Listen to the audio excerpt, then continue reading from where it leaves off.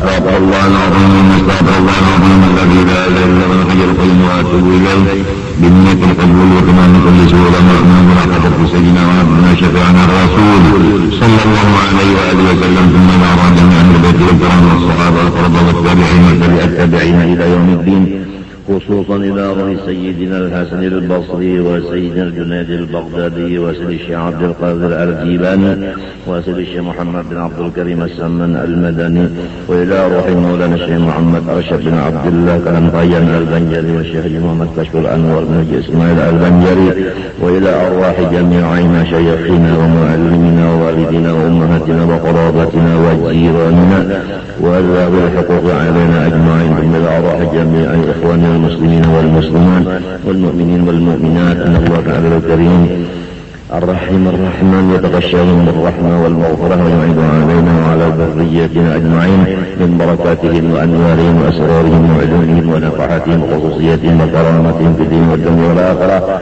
وعلى نية أن الله يرزقنا وأزواجنا وذريتنا التوبة والمغفرة والتوفيق والهداية والاستقامة وحسن الخاتمة والشفاء العاجل من الأمراض الباطنية والظاهرية والروحانية والجسمانية وطول العمر إلى فوق المئة في صحة كاملة وعافية كاملة لإعلاء كلمة الدين مع الإخلاص والصدق واليقين وحسن الخاتمة عند الموت في خير ولطف وعافية وسلامة، وأن الله تعالى لا يعذبنا وإياهم في الدنيا وفي البرزخ وفي القيامة، وأن الله يدخلنا وإياهم جنة الفردوس بغير حساب. على هذه النيات وعلى كل ما نوى به السلف الصالح، وإلى حضرة النبي الفاتحة.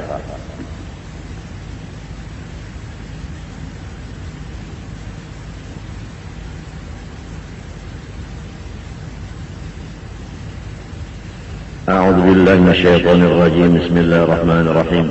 الحمد لله رب العالمين. اللهم صل وسلم وبارك على سيدنا محمد الأمين وعلى آله وصحبه إلى يوم الدين. أما بعد، سبحانك لا علم لنا إلا ما علمتنا إنك أنت العليم الحكيم، ولا حول ولا قوة إلا بالله العلي العظيم العزيز العليم. لدى كل حرف كتب ويكتب أبد الآبدين ودهر الداهرين. رضي الله عني وعنكم وعن جميع المسلمين. وقال رضي الله عنه. Pertama-tama mari kita semua bersama-sama membaca Alhamdulillah. Dari karena kita sampai pada hari ini masih diberi Allah Ta'ala kesempatan untuk memperbaiki diri kita. Tinggal beberapa hari lagi kita akan menemui malam nisfu Sya'ban yang insya Allah Ta'ala jatuh pada malam Sabtu di hadapan ini. Maka diriwayatkan daripada beberapa hadis dan perkataan sahabat menyatakan bahwa pada malam nisfu Sya'ban Allah Subhanahu wa Ta'ala memutuskan tiap-tiap ajal dan perbuatan dan rezeki masing-masing hamba Allah. Jadi pada malam itu buku nasib masing-masing kita ini tulisannya diserahkan kepada malaikat yang diwakili melaksanakan, menjalankan apa yang sudah tertulis itu dan tidak bisa dirubah lagi. Nasib satahunan, baik ajal atau umur maupun pekerjaan maupun rezeki sampai nisfunang akan datangnya.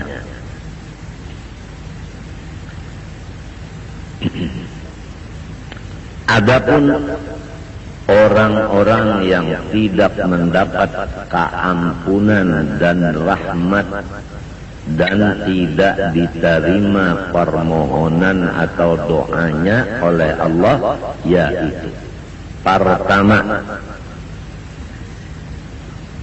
orang yang menyekutukan Allah, musyrik. Nomor dua, orang yang bermusuh-musuhan sesama Islam. Nomor 3, orang yang mengambil pajak. Nomor 4, orang yang membunuh manusia. Nomor 5, orang yang memutuskan silaturahim. Nomor 6, orang yang melebihi panjang pakaian di bawah bahiritan dengan niat bersombong. Nomor 7, orang yang mengakali perzinahan.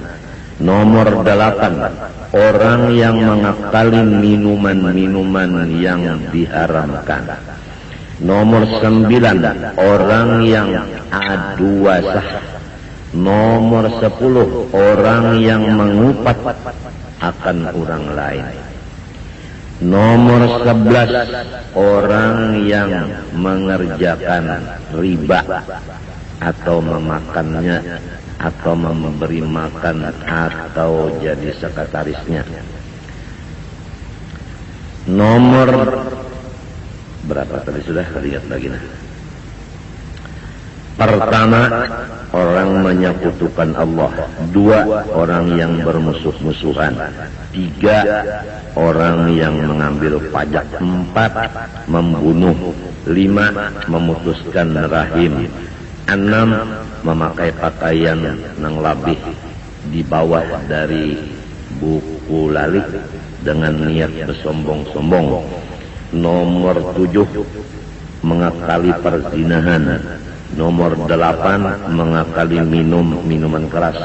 Nomor 9, orang yang adu wasah. Nomor 10, orang yang mengupat akan orang. Nomor 11, orang yang memakan riba. Nomor 12, orang yang melukis binatang yang hidup, artinya lukisan seluruh badannya. Nomor 13, orang yang durhaka kepada 2 ibu bapak. Nomor 14, orang yang khianat di dalam usahanya. Nomor 15, orang yang keluar dari ahli sunnah wal jamaah atau orang ahli bid'ah. Nomor 16, orang yang nomor 16, orang yang memarahi dengan seorang dari sahabat Rasulullah Sallallahu Alaihi Wasallam. Maka semua itu tidak mendapat keampunan, tidak dapat rahmat, tidak dikabulkan doanya di malam itu, terkecuali dia illa an yatanassala min dambi, kecuali ia melepaskan dirinya dari dosa-dosanya yang di atas tadi. Itu 16 kata. 16 kata. Nah, nomor 17, dukun. Nomor 18, tukang seher.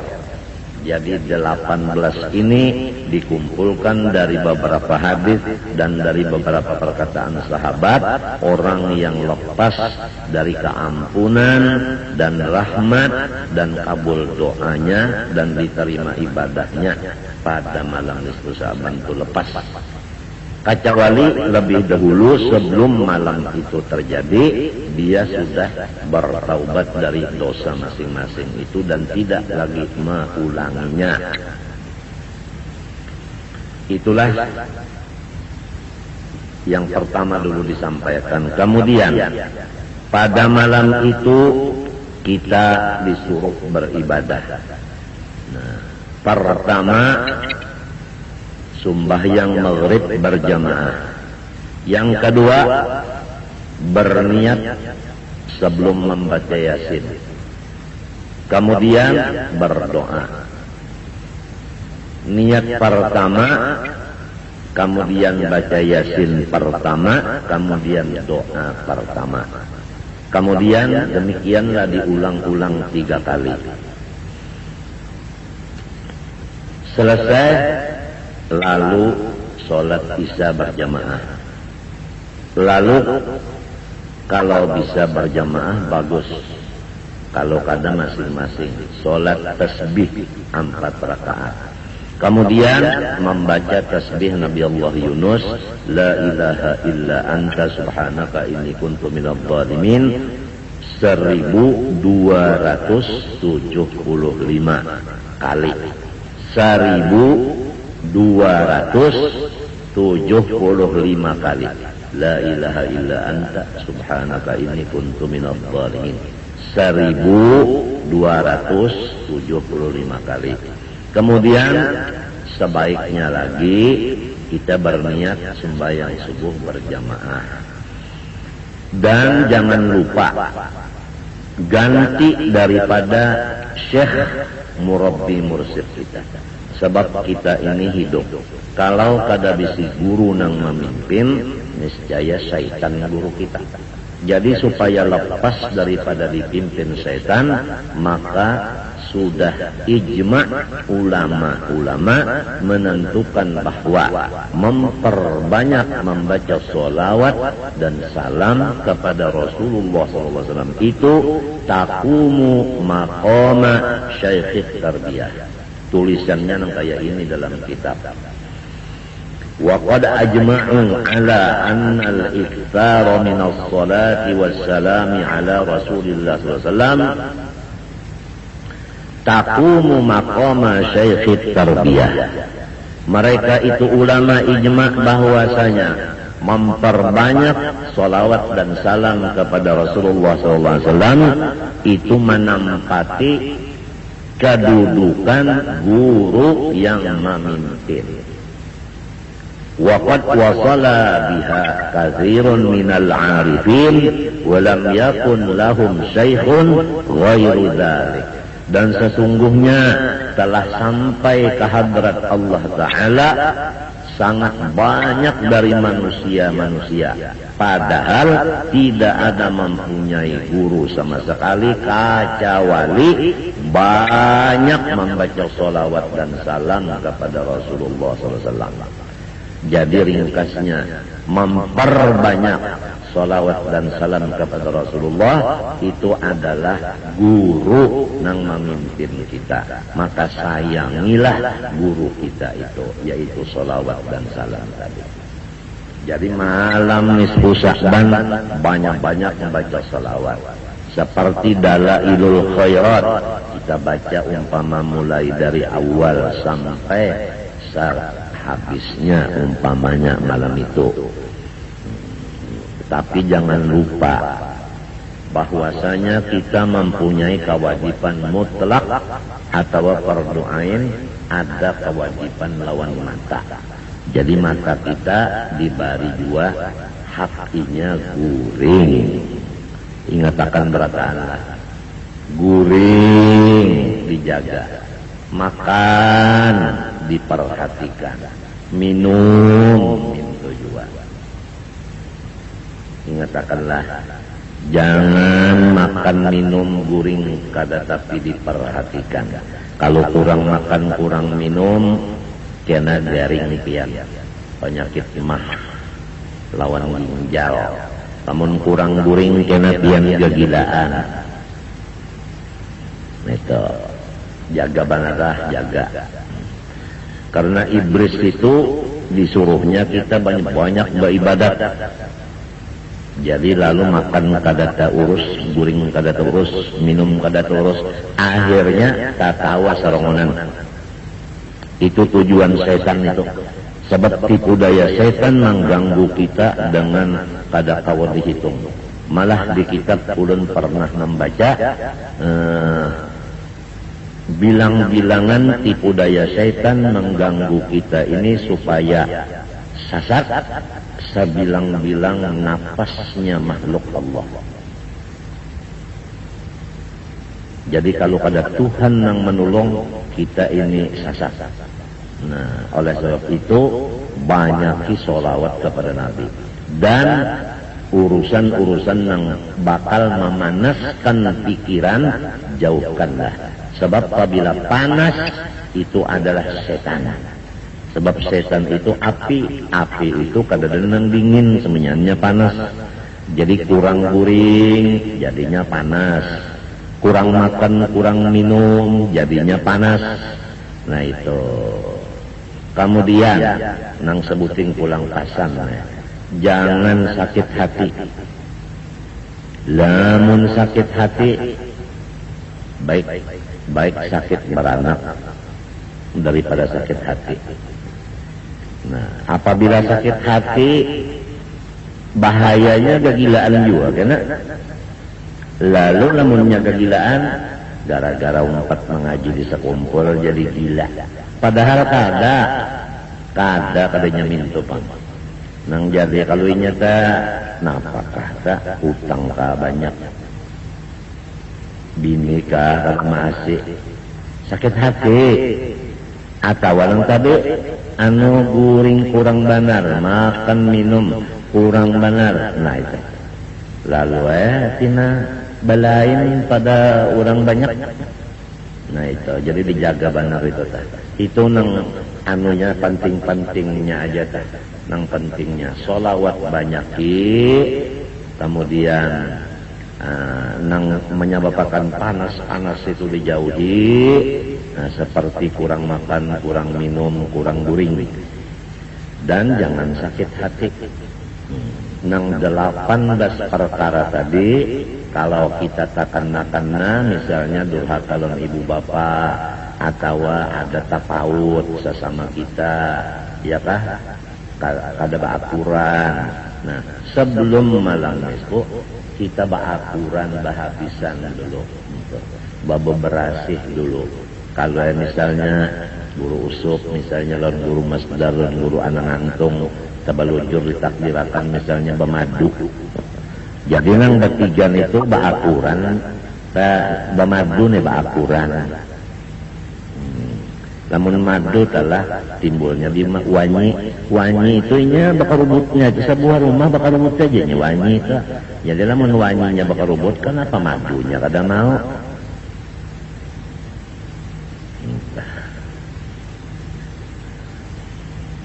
Lamun dak tahu nang 18 tadi kitabnya Kanzun Najah was Surur, karangan Syekh Abdul Hamid bin Muhammad Ali Kudus.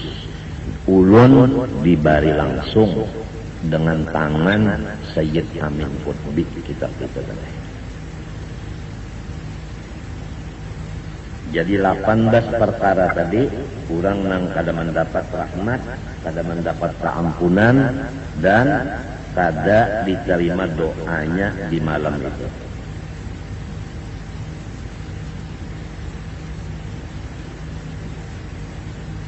Adang dulu lah, kehilangan lah.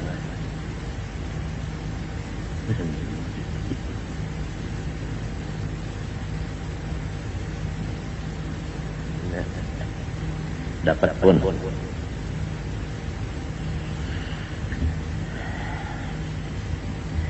Lalu di dalam hadis disebutkan bahwasanya ada 5 malam nang doa kada pernah ditolak oleh Allah Ta'ala semalaman, mulai maghrib sampai subuh, semalaman. Lalu pukul berapa aja kada bisa ditolak doa 5 malam. Pertama malam Jumat, malam Jumat semalaman. Lalu pukul berapa aja biar membaca, cuma ingatkan tadilah guring, makan minum. Kalau aku jam malam minum Jumat hendak begaguringan. Nah ingatkan setan bisa mahaur. Rasulullah pun guring juga saben malam. Nomor 2, malam pertama bulan Rajab. Kalau malam Jumat seminggu sekali. Kalau malam awal Rajab setahun sekali. Malam nisfu Sya'ban setahun sekali. Malam Lailatul Qadar setahun sekali juga. Malam hari raya fitrah setahun sekali. Malam hari raya korban setahun sekali juga ya 5. Matinya malam hari raya itu rajin semalaman berdoa aja. Kada orang malam hari raya nang bata tembakan. Bujur kada. Apalagi di Martapura, Surambi Makkah, daerah Datu Kalampayan, Khalifah Syekh Seman. Hebat berataan malam hari raya orangnya beribadat semuanya. Kada ada nang bata tembakan, kada ada. Bujur kada polisi? Bujur kah? Bujur kah? Semalaman beribadat saja kada bata tembakan, ampihan sudah. Nang bata tembakan itu lain. Nang bacucul sekalian marcun itu lain. Itu hanya Tionghoa. Itu kada ada. Bulan Ramadan orang tarawih berataan, baca Quran tadarus berataan, kadada nang maanu marcun, kadada nang anuan bertembakan buluh, kadada malam-malamnya.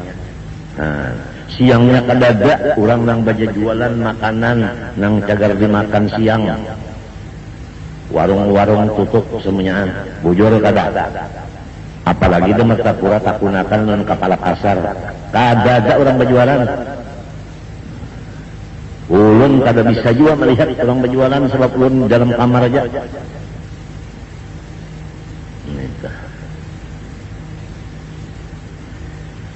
Doa yang paling bagus benar diamalkan yaitu nang Nabi ditakuni Siti Aisyah. Ujar Siti Aisyah, ya Rasulullah, lajari pangulun doa nah menjaga Lailatul Qadar nah. Kada gampangan. Nabi memberi bini Sidin izin dari Allah, wahyu dari Allah, yaitu banyak-banyak membaca Allahumma innaka afuwun karimun tuhibbul afwa fa'fu anni. Allahumma innaka afuwun karimun tuhibbul afwa fa'fu anni. Allahumma ya Tuhanku ya Allah, innaka afuwun, sebenarnya pian ini sangat pemaaf, karimun, sangat pamurah, tuhibbul afwa, cinta memberi maaf, fa'fu anni, maafkanlah segala dosa dan kesalahan hamba. Banyak-banyak membaca itu, apalagi waktu menjaga Lailatul Qadar. Nang biasanya Lailatul Qadar itu menurut beberapa hadis yaitu di malam ganjil sesudah 20 Ramadan. Ya rajin orang ta 21, 23, 25, 27, 29, lalu banyak benar orang rajin apa? Bersembahyangan hajat, sembahyang tasbih dan lain-lain ibadah, dan terutama lagi rajin pukul 2 malam memulainya. Kenapa? Karena mulai pukul 2 sampai subuh ngarannya sulusul lailil akhir, sepertiga malam nang di penghabisan. Maka saban malam, bukan hanya Lailatul Qadar aja, apabila mulai pukul 2 sampai subuh, maka doa dikabulkan di sana.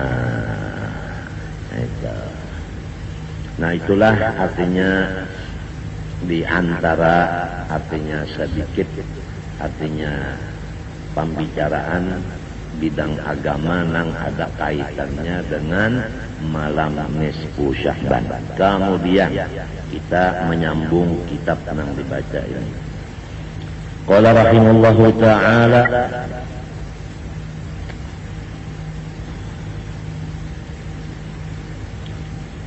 Qauluhu ta'ala bal huwa ayatun bayinatun fi suduril ladzina utul ilma.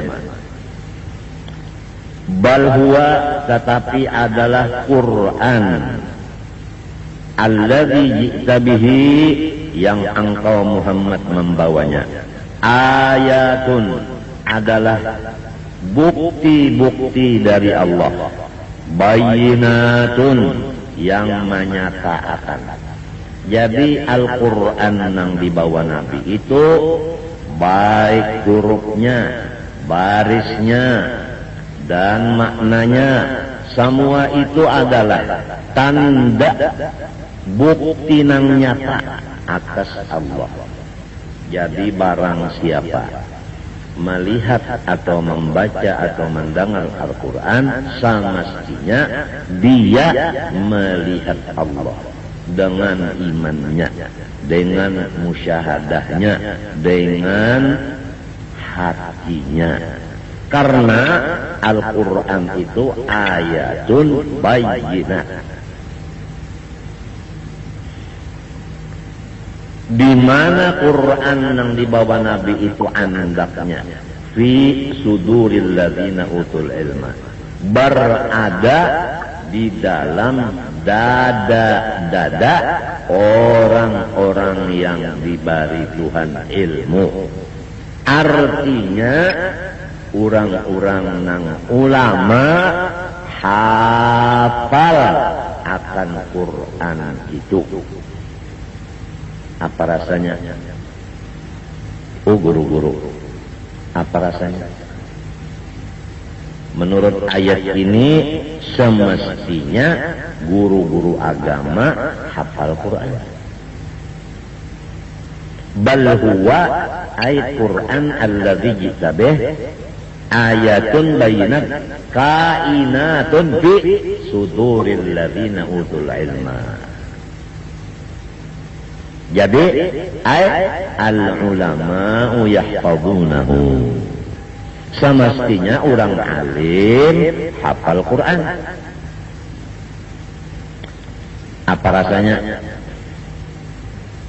Lamun kada hafal jua maka sudah jadi guru agama. Nah, lancar barang membaca, lancar. Banyak dibuka, membaca itu lancar. Kenapa jadi lancar? Guru agama. Lamun guru agama membaca Quran taburik-burik, rasa bertentangan lawan ayat ini.